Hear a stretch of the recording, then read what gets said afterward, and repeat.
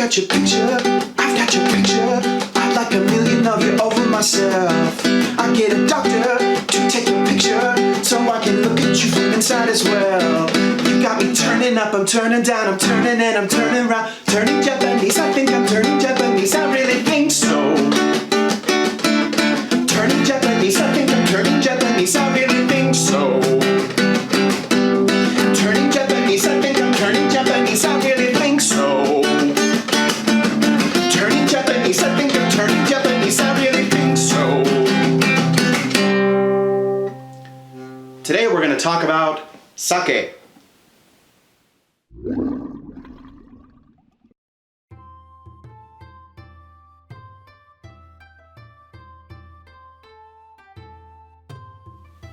Is this thing working?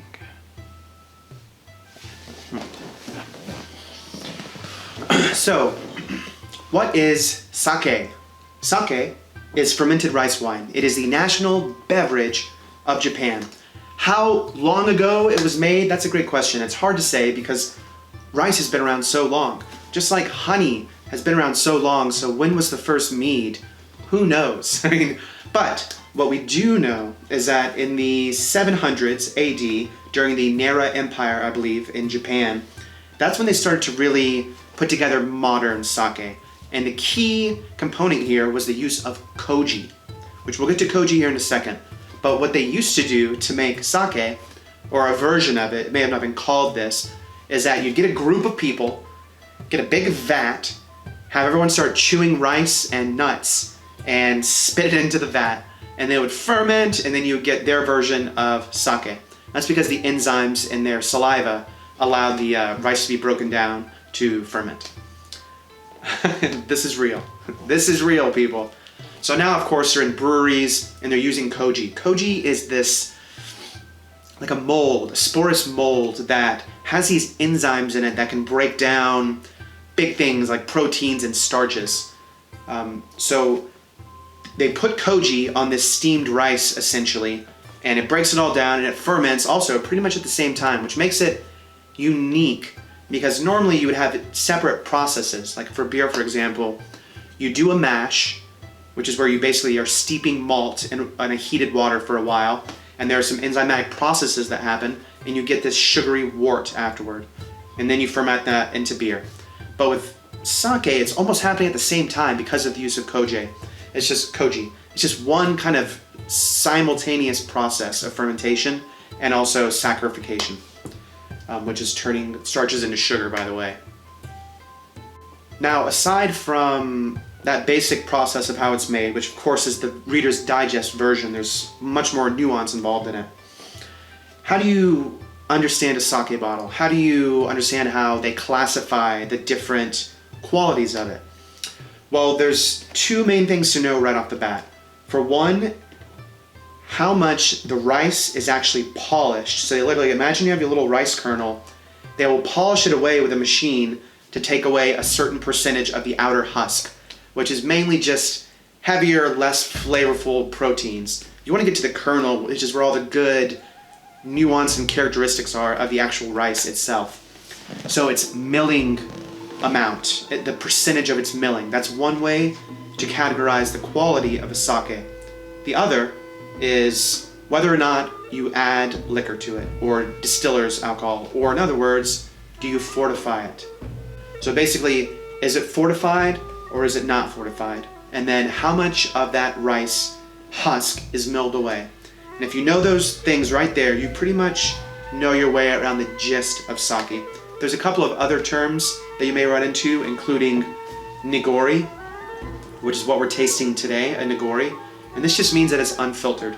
So you're gonna see a big layer of rice sediment in the bottom. And you actually, well, I think that was off the camera. There's a big layer of rice sediment in there. I don't know if you can see it or not.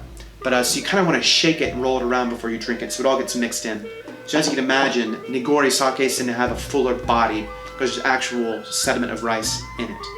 Today though, we're talking about, or we're drinking Proper Sake Company.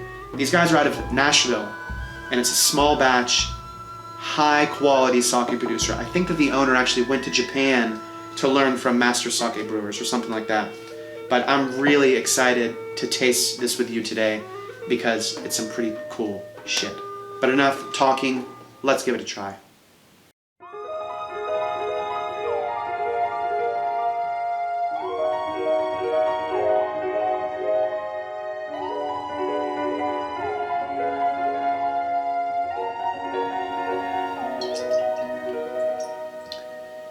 This milky white goodness. It looks like milk with water in it. Like something I'd give my son. Yeah, you can't see through it. It's thick, it's hazy. That's all that rice sediment, those rice particles floating around.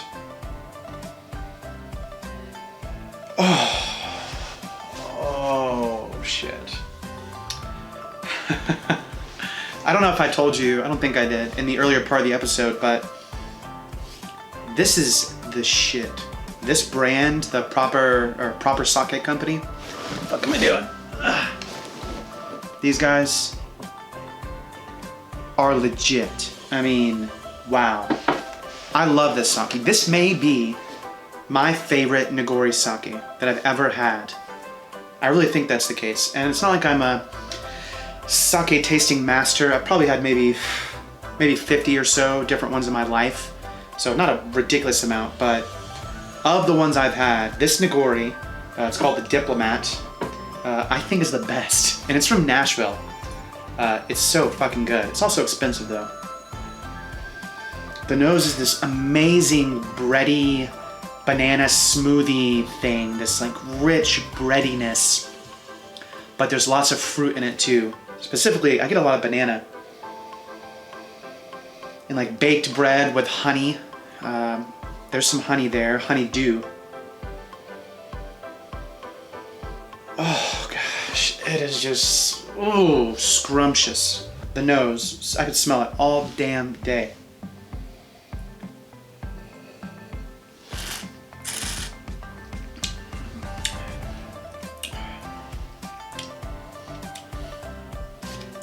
Just approachable in every way. There's nothing about this that's wrong. It is perfectly executed, completely balanced, nice full body. Okay, here's one thing I'll say. I think I may like the nose a little bit more than the palate. Not to take away anything from the palate, because it tastes fantastic, but the nose is mesmerizing. It is insanely good.